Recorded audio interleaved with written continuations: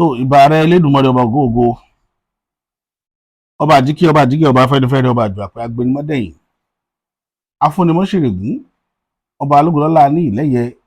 ọ̀gbọ̀gbà tí gbára àdúgbò abọ̀ ọ̀gbọ̀gbọ̀ tí fi yọ ọmọ ẹ̀ náà fìn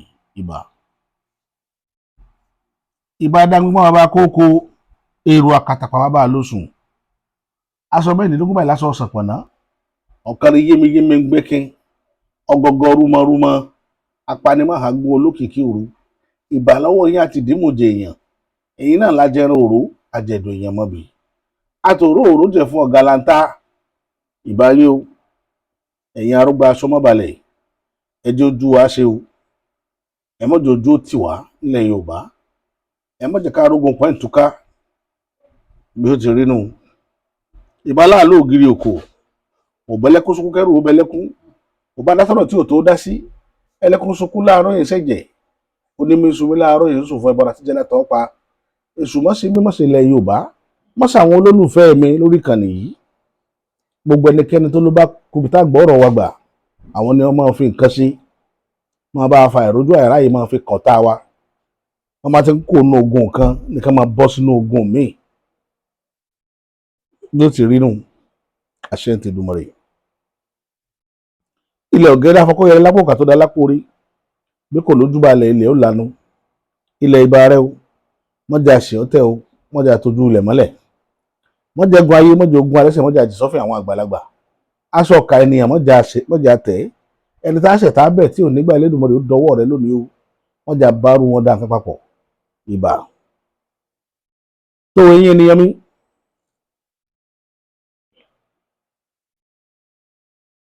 Lákọ̀ọ́kọ́ lábala àkọ́kọ́ tákọ̀ọ́kọ́ mọ́ koríbọ̀ nínú ètò tèní a máa sọ̀rọ̀ lábala akọ́mọlédè. Mo rí wípé à ń wá opportunity láti ti àwọn kankan bọnú program wa tí ó jẹ́ bí ẹ̀kọ́ fáwọn ọmọ wa tó ń bọ̀ lẹ́yìn. A wá pè abala yẹn ní abala akọ́mọlédè. Nínú gbogbo nǹkan èdè ṣe pàtàkì èdè ó ṣe pàtàkì èdè èèyàn ìní máa jẹ́ káwọn èèyàn mọ ibi tí èèyàn ti wá báwa Yorùbá ṣe rí lára wa tá a bá gbọ́ intonation ẹnu ẹlòmíì ẹ máa Èkìtì ni wọ́n nífun kó máa sọ Yorùbá eré ìsáfin kọ lẹ́tà tó jẹ́ àjùmọ̀lò lágbègbè wa tí ó bá ti ń sọ nílẹ̀ tí mo ká Èkìtì ní sọ Yorùbá yìí tẹ́bá tó gbọ́ títí yé Oǹdó nìwọ ìlàjẹ wọ́n dá làjẹ mọ̀ tí làjẹ bá ń sọ tẹ́kọ̀ọ́ bá ń sọ wọ́n ti bá Èkó lọkùnrin ìtiwá tó wájú Abẹ́òkúta ni wọ́n ti mọ̀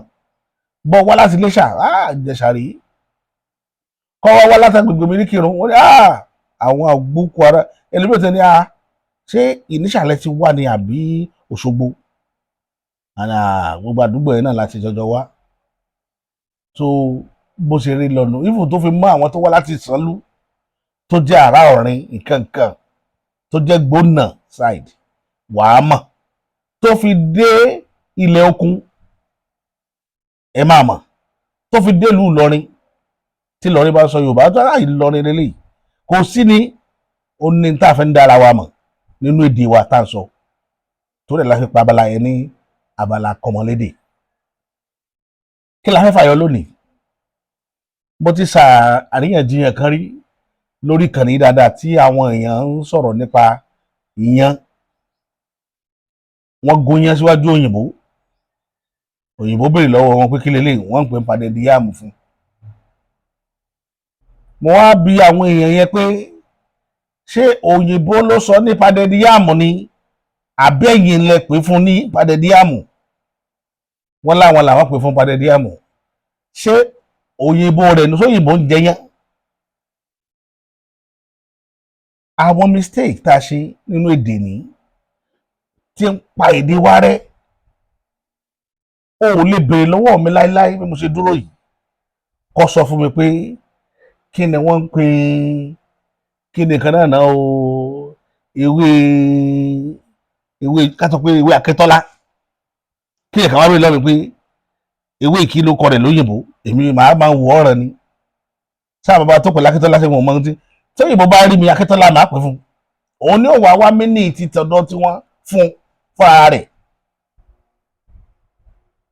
bó ṣe rí nù ara wọn tí ìdí kó èdè ó kún àkúrònú ẹ sọsọsọsọ ẹ pé àkàrà ní base cake ṣé base cake làkàrà ṣé kéèkì làkàrà tẹ bá pè ní base cake òyìnbó wa máa wòye pórí yìí ti dàrú pé ẹ ṣe lè fi bíìsì ṣe kéèkì irú àwọn ìyàwó làwọn eléyìí náà fi máa ń wò yín bí ará oko nítorí pé ẹ standard lórí èdè yín ẹ ẹ̀dín kó òyìnbó gbà pé nǹkan ni yín lórí ilẹ̀ bẹ́ẹ̀ sì ni nǹkan nìran Yorùbá lórí òkè ìpẹ̀ ṣùgbọ́n ibi tí màá gbà wọlé lónìí abala kọ́mọlédè màá gbà wọlé lọ́dún kan nígbà tá a wà lù òkè tá a wà ń kírun ọba àgùn kankan a ní bàbá kan bàbá wa Akínọlá kọlọba wa dẹlẹ fẹ ní rí tíṣà ni wọn Yorùbá náà study ní University of Ìlọrin bàbá nínú nǹkan tí ẹ̀kọ́ tí mo mọ̀ lónìí bàbá jẹ́ ẹnìkan tí mo faramọ́ díẹ̀ true brother wa kan tá à ń pè ní Àgbà Akin ni mo fi mọ̀ wọ́n lára àwọn ẹ̀kọ́ tá a kọ́ látara bàbá ni mo fẹ́ sọ̀rọ̀ nípa ìlénìí lọ́dún yẹn lọ́hùn-ún òyìnbó India kan wà tó wà táwọn bàbá jọjọ teach ní school kan bàbá ní principal school yẹn òyìnbó India yẹn náà wá jẹ́ ẹ̀kan lára àwọn teacher ó wá bàbá wálé sí àdà ọmọ Àràgbìjì ni bàbá bọ̀ àdà ni bàbá ń gbé ó wá bàbá wá sádà ìgbà tó dọ́dọ̀ bàbá ládà wọ́n á béèrè lọ́wọ́ bàbá ń jọ́ yìí lọ́wọ́ wọ́n á fi yíyan entertain ẹ̀ ẹ mọ̀ pé tí wọ́n bá fẹ́ pọ̀yàn nílẹ̀ Yorùbá tó bá lọ even bí Ìjẹ̀bú ṣe láìkì kọ́kọ́rẹ́ tó tí Ìlọrin láìkì kí wọ́n máa ń pò oúnjẹ Ìlọrin yìí náà ṣe túwó tàbí nùnù àwọn ẹ̀wọ̀n fúnradì nùnù ẹ sá sọ àwọn nítorí ká ilẹ̀ kọ̀ọ̀kan dámọ̀ tó fẹ́ràn ìyẹn ni wọ́n fi ṣàlejò rẹ̀ torí ìyẹn la gbà nílẹ̀ Yorùbá as ọba oúnjẹ. nígbà tí òyìnbó ìwádìí wọ́n gún yẹn fún ìyẹn tó funfun lẹ́lẹ́ wọ́n gún akọ ọṣù náà fi gún nígbà wọ́n gún yẹn tán wọ́n ṣebẹ̀ ẹ̀gúsí tì í àwọn agbè fún òyìnbó meanwhile wọ́n lẹ́ran ọ̀yà lé tí tàkùtì bàbá mú tí wọ́n fi sínú ẹ̀gúsí yẹn láti fi ṣàpọ́nlé òyìnbó ẹ máa wọ ẹni tó ṣàpọ́nlé fún o India máa ní o bó ṣe dé bọ̀ bí Amẹ́ríkà ló ti kàwé ó kàn láì bàbá bó ṣe dé tán gbóúnjẹ fún wọn àti ìyàwó ẹ̀ àtàwọn ọmọ ọwọ́ left ẹ̀ báyìí ló kọ́kọ́ fi gún iyán lórí ọkọ̀ fi sẹ́nu ó ṣe mẹ́mẹ́mẹ́mẹ́ ó tó bù lẹ́lẹ̀kejì ó sì wá fi kan ẹ̀gúsí ó tó fi sẹ́nu ló wá sọ́wọ́n pé ó ló dùn ó ní bọ́t bàbá wa ní kí ni bọ́ọ̀tì bẹ̀ wọ́n jẹ́ ó sọ̀tọ̀ wípé kí ni bọ́ọ̀tì tó wà ń bẹ̀ ó ní wọn ò fi iyọ̀ sí pé tó wá pọ́n lọ fi iyọ̀ sí ní kò bá má dùn ẹ wo àṣà tá bàbá wa ń bá bọ̀ láti ọdún ayébáyé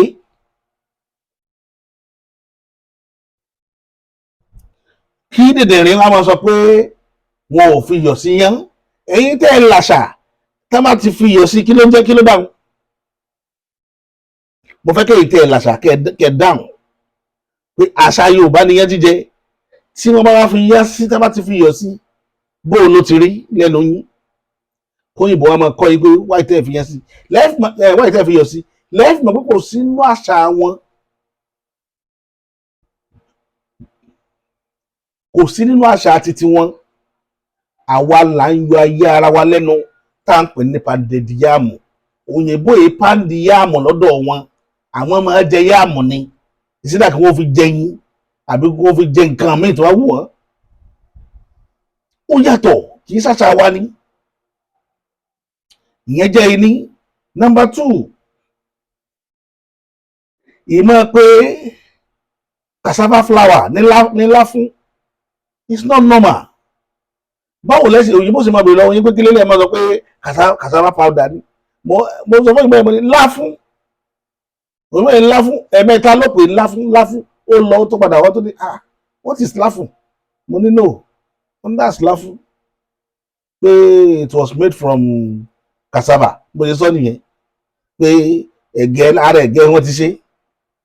tó bá fẹ́ mọ process yẹn yóò lọ bá àwọn tí mo mọ̀ pé yóò bẹ̀rẹ̀ process lọ́ọ̀mì ìbọn ọlọ́run yẹn ọjọ́ náà mo fẹ́ direct kó lọ bá àwọn tí yan gaari níbi ìsàlẹ̀ lọ́ọ̀lọ́run yẹn kó lọ bá wọn kó béèrè pé bó ni wọ́n ṣe ń extract ńlá fún látara cassava tí mo fẹ́ kó ṣe ń jọ náà nù ṣùgbọ́n kì í ṣe ẹnu mi ní ti gbọ́ torí àwọn láìkì ìfíndì tó kókò táwọn bá pè nǹkan fáwa wọn ò ní jẹ́ ìwádìí ẹ̀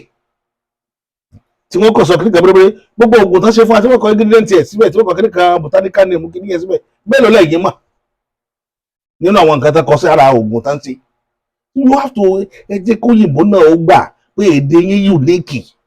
ẹ kàn máa ṣe balabala ara balabala ní kéèyàn máa pe láfún ní cassava powder fún yìnbó kí ló kàn tiẹ̀ bẹ́ẹ̀ kí lorúkọ ẹ̀ láfún simple ìkan tó wà táwọn èèyàn tó ṣe mistake ẹ̀ egungun ara ọ̀rùn kẹ̀kẹ́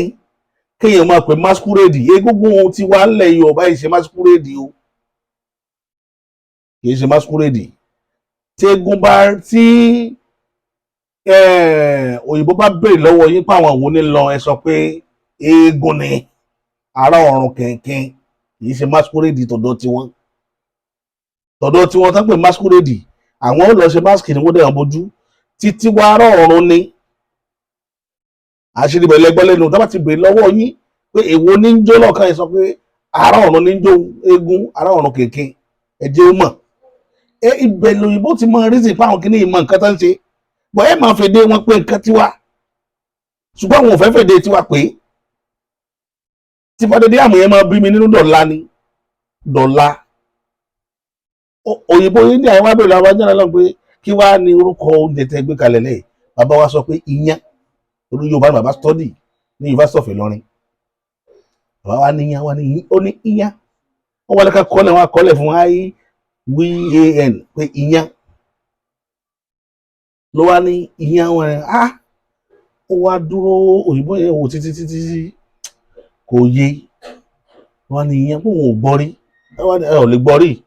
is an African meal that's the name ló wá ní that's nice ìgbà tó yá níjọ́ kan tí wọ́n tún padà bọ̀ wọn àtìyàwó ẹ̀ ṣé ẹ mọ̀ kí ló ṣe nítorí pé kò wọ́n sọ ohun tó ń fi ṣe fún ló wá send message pé irú kíní jọ́sìn yẹn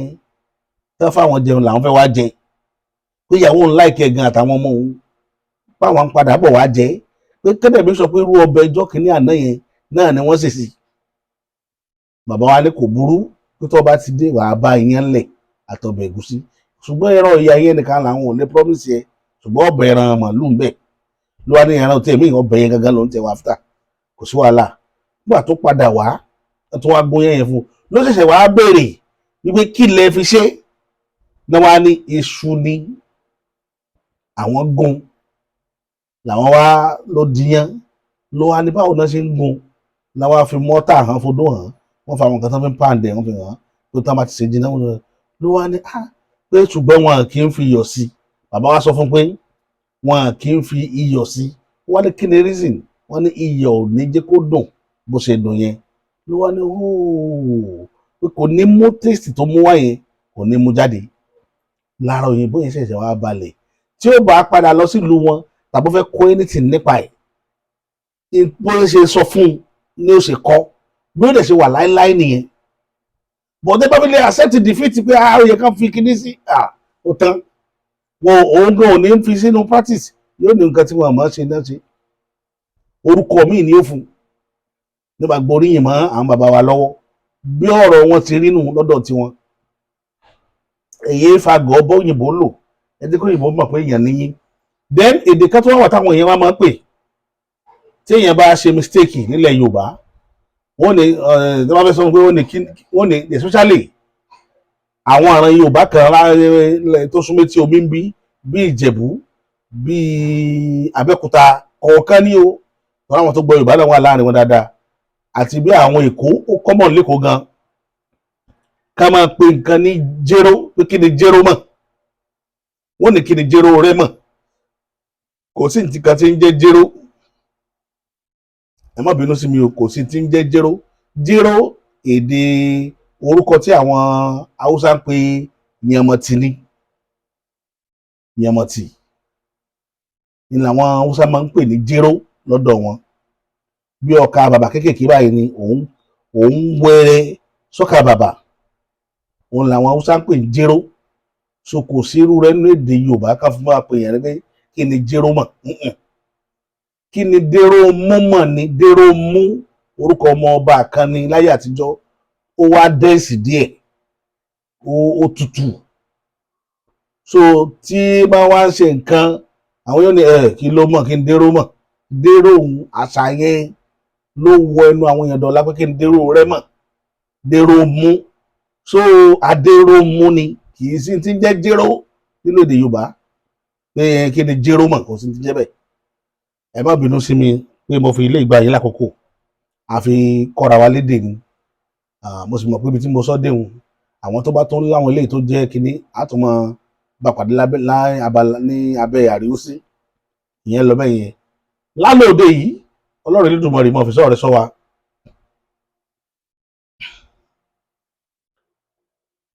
ọmọ Fúlàní kan ìlú tó ti fẹ́ gbéra wọ mọ́tò àmọ́ ṣùgbọ́n mọ́tò Calabar náà fẹ́ wọ̀ mọ́tò Calabar wọ́n dà pé GIM kìíní kan lórúkọ mọ́tò yẹn mọ́tò park yẹn tó ti fẹ́ wọ mọ́tò bóyá kò ní bóyá láti Àbújá ni ní ẹ̀mọ́ location yẹn tó ti fẹ́ wọ mọ́tò bó ṣe wọ mọ́tò táwọn yẹn ló ti pé Fúlàní ni gbogbo ìrònú mọ́tò pátá ló yarí mọ́ kọ́mpìnì yẹn lọ́wọ́ pé àwọn ò lọ Calabar mọ́ wọ́n torí pé àwọn ò lè bá Fúlàní wọ mọ́tò papọ̀ kọ́mpìnì yẹn wà first láti dá owó ọmọ Fúlàní yẹn padà wípé àwọn èèyàn wọn láwọn ò wọ mọ́tò pẹ̀lú Fúlàní o wọ́n wá dá owó padà Fúlàní yẹn wá feel embarrassed pé òun náà wá sọ̀rọ̀ ó bá ayé sọ̀rọ̀ ẹ wá gbọ́ nǹkan tí Fúlàní náà sọ fún ara rẹ̀. Since yesterday, I am on my way to Calabar.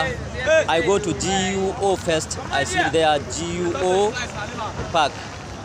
They say they are not going to Calabar. They tell me I have to come to GIGM. Here am I standing GIM. But after I pay the money in the early morning, when I go to Interbus, the passengers say they are not going to travel with Fulani. Just because of I am Fulani, they are not going to travel with me. Which make the GIGM to pay me back, refund me my money. They say they are sorry because passengers say they are not going to travel with Fulani. It's unfortunately. I'm sending this video to the world to know how we feel in our country. Today in Nigeria, just because of the Fulani, people will say they will not travel with you. Unfortunately, it is unfortunately. I'm sorry, my dear people. I'm sending this message to the world for people to know how Fulani feel in the world, how Fulani are feeling in our country, in Africa in general. This is what is happening to Fulani. Ṣé iná ti rí àlàyé tó ṣe ìta sọnù tí àwọn kìíní bá ṣẹlẹ̀ láwùjọ bóyá lè ní change of mind. One, mo rò ní o bóyá wọ́n wá lè mọ́ ni ọkàn wọn lè sí torí pé ìrìn àjò tí Fúlàní rìn nínú orílẹ̀-èdè ìrìn àjò tó ti wà bẹ̀rẹ̀ for the past 300 years ni ìrìn àjò tí bàbá wọn àkọọ́lẹ̀ bàbá tiwọn ni wọ́n tẹ̀lé wọn là ń fi ṣàlàyé fún yín lójoojúmọ́ pé àkọọ́lẹ̀ bàbá ẹni lè fi wé kankan nínú ayé o àwọn táwọn kan wọn sọ pé kálí wọn da àwọn àkọọ́lẹ̀ bàbá yín nù àkọọ́lẹ̀ àwọn bàbá àwọn kan ní Kùránì tá n kà lónìí àkọọ́lẹ̀ bàbá làwọn kan wọn ní Bíbélì tá n kà tẹ̀rí wọn so tẹ́nìkan bá wá ní àkọọ́lẹ̀ bàbá ti tiẹ̀ kò sọ́pọ̀ lọ́mbẹ̀ pé kọ́ lọ jùnú ibẹ̀ ló yẹ kéèyàn ti gba ìròrí tó pé kí ló wà má àkọọ́lẹ̀ gbogbo àkọọ́lẹ̀ ló ti lọ́dún lórí so àkọọ́lẹ̀ bàbá àwọn Fúlàní ni pé bóò ni Nàìjíríà ṣe jẹ́ títí yín táwọn ìlókù máa ṣerú lábẹ́ yín tàbí tẹ́ wáìpù gbogbo wọn dànù tí ìrìn àyẹ̀wò ní sí ń bẹ̀ mọ́ òun ló mú lọrin bọ́ lọ́wọ́ Yorùbá ṣùgbọ́n mo rí i pé kò ní bọ́ àgbà padà olómọ̀yọ́ létú lára àwọn ilẹ̀ Yorùbá tó ti gba tí wọ́n ti rí àkóbá Fúlàní nù olómọ àwọn ìlú tó wà lábẹ́ òkè ọdẹ tí gbogbo wọn tún lọ bàbá ńlá nǹkan oríṣiríṣi gbogbo àwọn ìlú kan nílẹ̀ okun tí gbogbo wọn tún dànù òrékè ní nǹkan àkọọ́lẹ̀ bàbá ara wọn náà tẹ̀lé ní gbogbo ibẹ̀ yẹn ẹni pé ìjọba Kwara ò ṣe kankan torí pé Fúlàní lòun náà Fúlàní ni wọ́n dẹ̀ lájẹ́ndà táwọn nọ́ọ̀sì nígbà tí Buhari wà ń bẹ̀ ẹni bá kọjú Fúlàní kọjú oró sí olómú olóyè Sunday Igboho fi orílẹ̀-èdè Nàìjíríà lẹ̀ tó fi tàṣí bọ́ sẹ́yìn odi ìlú ara àwọn ojú oró tí àwọn tó ti rí jà Fúlàní nù nípasẹ̀ pé kéèyàn ó fèsì wọn pé ìtẹ̀ ń ṣe ò dáa ẹ wá máa wá wò ó mo wá wo àwọn ọmọ Nàìjíríà lọ tó dẹ̀ wọ́n fi sọ fúnra Yorùbá pé ẹ tí ì ní ìlú Yorùbá ò tí ì ní orílẹ̀-èdè gbogbo Yorùbá tí ń sọ̀pọ̀tì Nàìjíríà pé lọ́la Nàìjíríà ó dáa ayé wọn ti rún ni táyé wọn ò bá ní rún ṣé lọ́la òde táwọn ń sọ yìí Àtíkù tí gbogbo yín wá propose àti gbéjọba lé lọ́wọ́ pé kó wá rúlu Nàìjíríà ṣé kìí ṣe Fúlàní ni ṣé kìí ṣe Fúlàní Tambuwa tí ń sá kiri ṣé kìí ṣe Fúlàní ni El-Rufai ṣé kìí ṣe Fúlàní ni Kwankwaso ṣé kìí ṣe Fúlàní ni gbogbo àwọn tá a dárúkọ yìí Fúlàní ni wọ́n o tí wọ́n sì máa àjẹ́ndà bàbá wọn òun ni ẹ̀gbọ́n wọn Buhari dánwò nílé tó lọ now ẹ propose kí ìjọba bọ́ kúrò lọ́wọ́ Bọ́lá Ahmed ọmọ Tinubu bó ti jẹ́ pé bàbá ló kọ̀ sí gbogbo ìrìn àjò tiwọn tó fi rí bẹ́ẹ̀ torí iṣẹ́ tí wọ́n ná rárá wọn yẹn kò sẹ́ni tó rán wọn pé ẹ máa ṣe ẹkọ́nọ́mì tààrà fi máa nílùú kò sẹ́ni tó rán bàbá Bọ́lá Ahmed Tinubu àwọn tí ń bá bọ̀ bẹ́ẹ̀ Fúlàní tí ń dàrú bọ̀ wọ́n máa rí ìsáfẹ́ ń dàrú lójoojúmọ́ èyí náà bàbá wọn dàrú ni káwọn náà fi rí ìjọba tiwa náà kàpọ̀ pọ́dún mẹ́jọ káwọn jọjọ máa wo bí ó ṣe rí ṣùgbọ́n iṣẹ́ tẹ́ ẹ lọ ṣe kò sẹ́ni tó rán yín kò sẹ́ni bọ́dì tó rán yín kò sẹ́ni tó rán yín níṣẹ́ tẹ́ ẹ ṣe tí mi ń tẹ̀lé láti sọ fún gbogbo ìgbà nu. ẹ wá wo orílẹ̀-èdè lónìí gbogbo yẹn wá yarí mọ́ Bọ́lá Ahmed ọmọ Tinubu lọ́wọ́ pé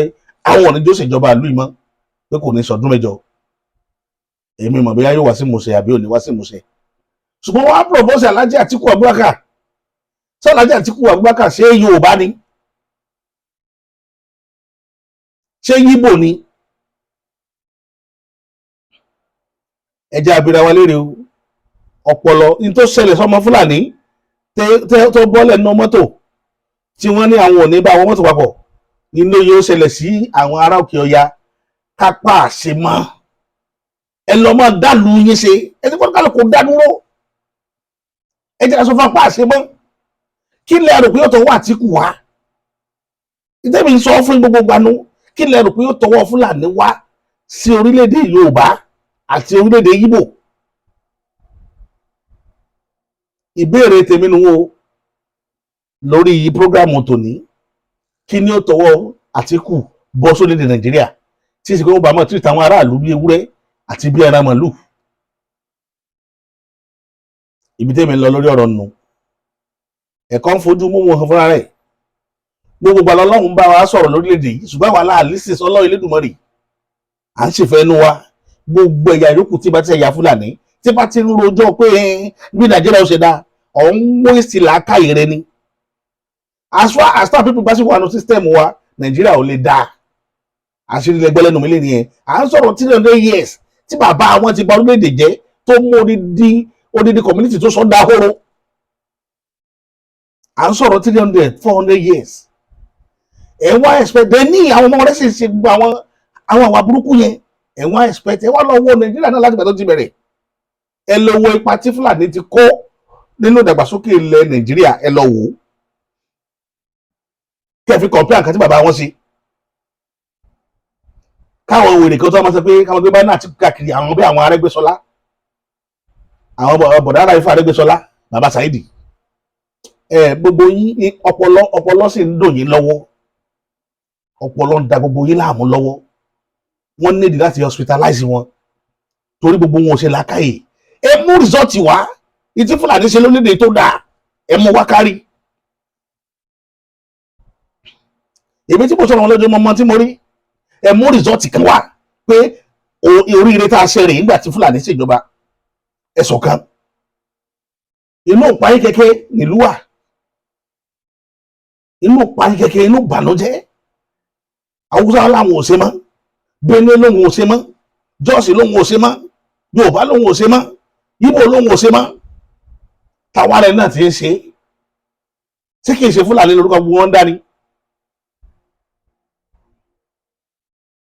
ẹ wá ń gbé Àtíkù kiri inú yín wá ń dùn bàrà Ìfọ̀ Arẹ́gbẹ́ṣọlá èyí náà wá ń gbé Àtíkù kiri inú yín wá ń dùn tí wàhálà bá délẹ̀ tán wàhálà tí ń bọ̀ tá à ń wò yìí tó bá dé ilẹ̀ tán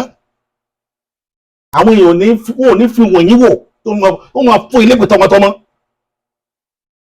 torí ẹ̀ mọ àwọn tí ìran wọn ti kú wọn ti kó sínú ìbànújẹ́ Fúlàní lórílẹ̀‐èdè yìí kí gbogbo ìbànújẹ́ wọn máa jẹ́ tẹ̀yìn tẹ̀ ṣe títí Àtíkù Abubakar. ẹ sọ oríire tó jáde látara Fúlàní láti jọta ti bẹ̀rẹ̀ ẹ sọ oríire ọ̀hún àwa ń sọ fún yín pé àṣemọ́ àwọn wèrè kan lẹ Yorùbá náà máa tó dá àpapọ̀ pẹ̀lú àjọ wọn retí òfurugbádá àwọn retí òfurugbádá tí ò ní wá sí musẹ láíláí àwọn àmọ́ retí rẹ̀ hope Nigeria hope renew hope tí ò ní ṣe tẹ́ ẹ mọ̀ pé kò ní ṣe bàbá wọn ò ní àkọọ́lẹ̀ eré 300 years ẹ lọ́wọ́ sẹ́yìn ẹ sọ àkọọ́lẹ̀ ẹ̀ tó mọ Danfodio ẹ sọ oríire tó ti ń bọ̀ ìdàgbàsókè tó ń bọ̀ orílẹ̀-èdè Nàìjíríà ẹgbọ́n nǹkan tọmọkùnrin yìí sọ nípa pé Fúlàní ni o Fúlàní lélẹ́ náà ní ìmọ̀ bóyá Fúlàní àbáwúsá tó lọ sí Kánò lọ ṣiṣẹ́ ẹgbọ́n nǹkan tó sọ pẹ̀lú ọ̀rọ̀ àlùmọ́jìrì nítorí rẹ̀ rí ara àwọn ẹ̀kọ́ tó rẹ́kẹ́ lọ́kọ́ nìyẹn wọn ò ní èrò kankan dúpẹ́ wọ́n sì máa jàǹfààní àwọn ọmọ orílẹ̀-èdè yìí lọ tí wọ́n máa tẹ̀ wá báṣubàṣu àní rí jù báyìí lọ lórí lábala tòní ìta bá ti gbọ́ tọ̀dọ̀ ọmọ yẹn tó ẹja àgùsáré gbọ́. But the North is in a very, very big mess. And I will not stop talking about this. The problem of Almajiri has a far-reaching long-term effect that we might not even be seeing right now. And if what we are seeing today with issues of banditry and terrorism to some extent can be said to be from the Almajiri system, I believe the end is not in sight. I have been in the Northwest for 10 years. I've been in Kano specifically for a couple of years now. When I came here, I decided that rather than having these boys coming to my house to knock every morning and evening to beg for food, I would employ them. I would employ them and give them money at the end of the month. Now, when I see them come, what I usually do is I'll tell them to wait for me. I have maybe plates for them to wash and stuff. And then before I would come out, I wouldn't see those boys again. This is not once. This was not twice. It was not even thrice. This became a repeated pattern that I saw. That these boys aged 8, 9, 10, 11, up until 17, they don't want to work. They have zero interest in working. All they want to do is to get free meals. Fortunately, I was able to get one. That was a little bit level-headed. And I decided to treat him how Rasulullah Sallallahu Alaihi Wasallam told us to treat people who work under you. It wasn't part of our bargain that I was going to feed him or clothe him or do anything apart from giving him money. So this boy started working for me. He was obedient. He used to do all of the things I wanted for him. Very loyal at the time. And I exposed him to a lot of things because anytime he comes to my house, he has this body odor and I hated body odor. So I called him. I literally trained him from ground up. This is how you act. This is how you dress. This is how you speak. Every single thing you know somebody training a child would do was what I decided to do. And so I took him to the market. I got roll-ons for him, bathing soap, to make him look like a human being and smell like a human being. And if I would get some things for myself, even shawarma or burger or any of the things I love to eat, I give it to him to I buy for him. Things I would eat at home, I share with him. He was literally living the life. And so I began to observe a pattern. He began to grow a sense of entitlement to the point where sometimes he asks me questions. To the point where sometimes he challenges some of the things I say to him. One time, because I used to take my car to the car wash. So I told him, look, I can't be paying money and then going to the car wash every day to be spending 3,000, 3,500 for cars. You should wash the car. He came to me and told me it wasn't part of the bargain. It wasn't part of the bargain for him to wash car. And then I asked him, I said, was it part of the bargain for you to eat food here, keep your clothes here, cook when you like here? Is that part of the bargain? I said, no. I said, if you want me to deal with you in the business way, you come, you work to go, you go, because he stays in my house sometimes till 10. He comes whenever he wants. I said, is it part of the bargain to charge your phone here and all of these things? He said, no. I said, the day you want to present this whole thing as a worker, employer-employee relationship, that's how I'm going to take you. And after some time, I began to realize that there was a time I kept money in my car. I always have cash in my car, at least 7,000, 500 denomination. Shit, in case of people on the streets, you want to give money and the stuff. So I was going to travel, and I decided to check the pigeonhole. I told him to clean the car before the next day. When I checked it that night, it was supposed to be 14,500. I saw just like, I'm not stupid. I know that I kept 7,000 here. And then I called him. I said, I kept so money here. Where is it? You didn't see it. You didn't see it. You didn't see it. He said, yes. Mind you, this was weeks after he had told me to get him a phone. He saved money and bought an Android phone. I gave him a phone. So that phone was stolen, and he is now asking me to buy another phone for him. And after some weeks, I observed that money was not there. I called him, he denied. After chousing him, he now decided to tell me that, yes, he was the one that took the money. I said, okay, bring my money and keep it back to me. I'll let you be the last day. And since then, I observed that he was becoming less interested in working and more interested in doing big boy. He wanted to live the life. Many a times I would tell him, you're in a hurry, you need to calm down. And then I got another one to work for me, so that the both of them would work. Mind you, I live in a small room. I don't live in a big house. Just to make sure, as part of my own contribution to society, I'm getting 2 people out of the streets and making them decent human beings. On this very good day, my cousin brother was around, and the both of them came in, they didn't greet, which is an attitude I've observed here too. I don't walk past small boys and teenagers. If they don't greet me out, then I'll keep quiet. I don't. I call all of them and gather all of them and tell them, did you see me? Those yes, I say, don't ever try this again. All of you should greet me one after the other. This is my own contribution to society. And so my cousin brother observed this too, and he said, these people don't greet. And then I called the 2 of them and scolded them properly. I was even talking, one of them was pressing phone. I said, if you try that again, I will drive you out of this place. I scolded them properly. 2 things happened. The younger one, that was maybe around 14 years old, as soon as I was done, he walked out. The second one, he said, in translation, it seemed like you're getting tired of me, right? This is somebody that I'm older than with like maybe 12 years. And then I told him to jump up, keep that phone down. Don't ever in your life mention something like this again. He said, I observed that sometimes when he does something, when this boy does something, this other guy does something, and I blame the 2 of them. I said, okay, tell me the times that he did something that I scolded the both of you together apart from today. And he said, you must explain and give me references of those days that those things happened. He kept quiet. And from that day, I told him, your clothes that are in the other room, take them out. My books that you removed out of the bag and replace it with your clothes, put my books back into the bag. You come in here to eat, stopped. As soon as you come in the morning, do your job and go back. You come in here to plug your phone in the evening, stopped. You come in here to eat, stopped. Me buying certain things for you, stopped. Just come, do your work, and go back home. The other kid that went out, I had to go and look for him. And I cautioned him, and I called him, and I advised him. The reason why I'm making this video is 2 things you observed. It's either you have one category of people in the Almajiri system, which is the vast majority of them, by the way, who are absolutely not interested in working. And the second group of people who might be interested in some sort of work, but they cannot stand to be